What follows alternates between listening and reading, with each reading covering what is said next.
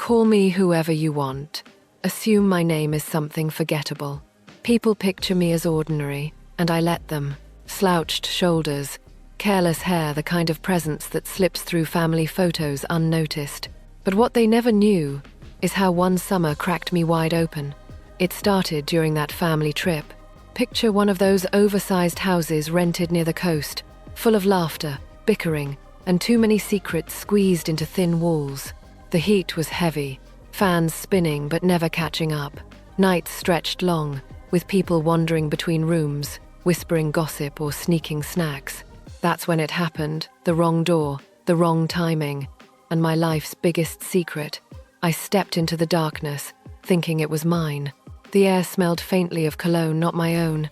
And then I heard a voice, low, tired, but way too close. "What are you doing here?" I froze. I should have backed out. But something in me stayed, like my body had already decided before my brain could, and that's how the first line was crossed.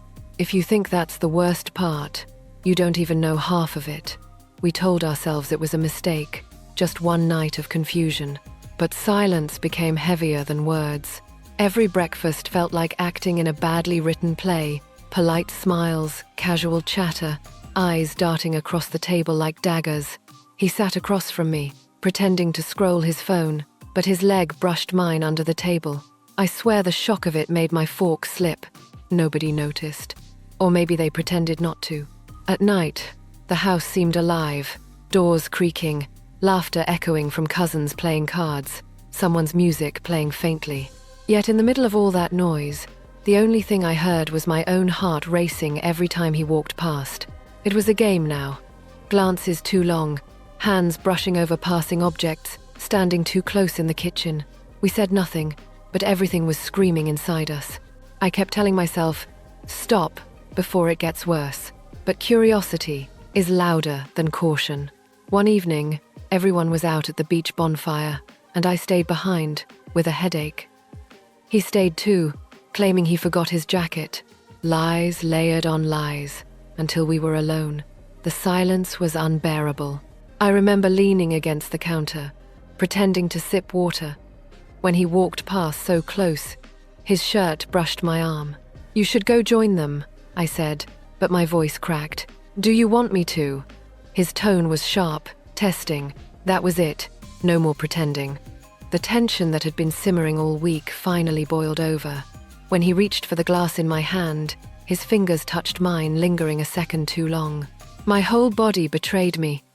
A shiver, a shallow breath, a step closer instead of away. And then the kitchen lights flickered, like the house itself was warning us. But warnings only make you hungrier. It happened in the hallway. Everyone else gone. The house too quiet. He caught my wrist as I walked past, pulling me gently but firmly into the dark corner by the stairs. "Someone could see," I whispered. "Then be quiet," he said so. Close his breath grazed my ear. The walls felt paper thin, yet somehow we forgot about them. My back pressed against the wall, his hand tracing along my arm like he was searching for a hidden switch. I tried to push him away, but my hands betrayed me, gripping his shirt instead. Every creak of the floorboards upstairs made my heart stop, but his touch made it start again. Harder, faster. I should have walked away. I didn't. Later that night, I found myself in his room. Don't ask how it was a blur of footsteps and nerves, my body moving faster than my conscience. The air was thick, curtains swaying with the fan. He pushed the door shut, and the click echoed like a gunshot. "You shouldn't be here," I whispered.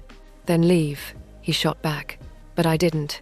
Instead, I sat on the edge of the bed, legs shaking, breath uneven. He came closer, the mattress dipping under his weight. Every inch felt like stolen time, like the walls themselves were judging. His hand brushed against mine, then higher, then pulling me back until I was against him. The sound of footsteps in the hall made us freeze. He raised a finger to his lips, both of us frozen, barely breathing. When the sound faded, he let go, and I burst out laughing from pure adrenaline. "Shut up," he hissed, grinning anyway. And then his lips crashed against mine. Desperate, reckless, doomed. By then, stopping was impossible. Every touch felt like a dare. every second like stolen gold. We whispered promises in the dark, not of love, not of forever, just of keeping quiet. "Never tell," he said. "I won't," I promised. The sound of waves crashing outside mixed with the rhythm of our breaths, and in that room, the world disappeared. His grip tightened on my wrist. The fabric shifted under us like it didn't want to watch the fan buzzing overhead like it was in on our sin. Then a knock at the door. We froze. Hearts pounding, silence suffocating. The knock came again, then footsteps walking away. We exhaled together, but the danger only made it sweeter. A few nights later, it got worse. We snuck to the rooftop, claiming we wanted fresh air. The city lights flickered in the distance, and the cool night breeze mixed with the heat between us. Every laugh turned into a whisper, every whisper into a touch. I remember leaning against the railing, his hand brushing mine under the stars. "We're insane," I said. "Probably," he answered, pressing closer. The sound of footsteps climbing the stairs made us duck, crouching low, hearts slamming against ribs. For a second, I thought we'd been caught, but when the noise faded, he pulled me back against him. Like gravity gave him no choice. We didn't stop. Not even when the risk was inches away. The next time was in the garage. People were inside, laughing over dinner, but we slipped away under the excuse of grabbing more drinks. The smell of oil and dust clung to the air.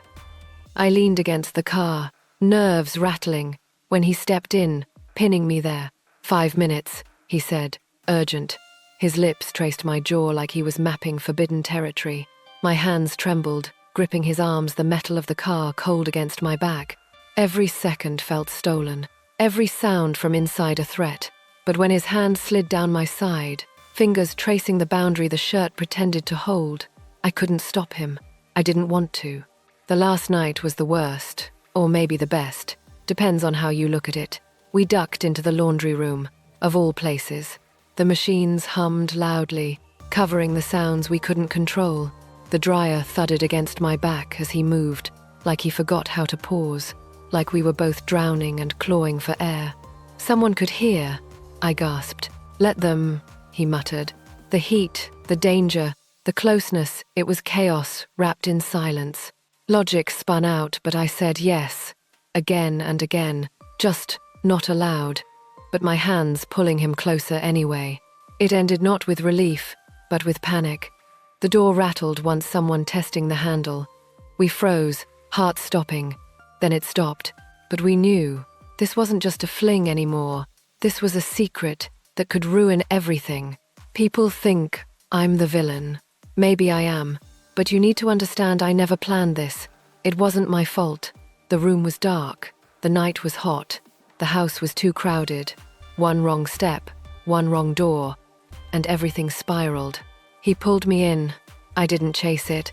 I told myself it was just curiosity, just boredom.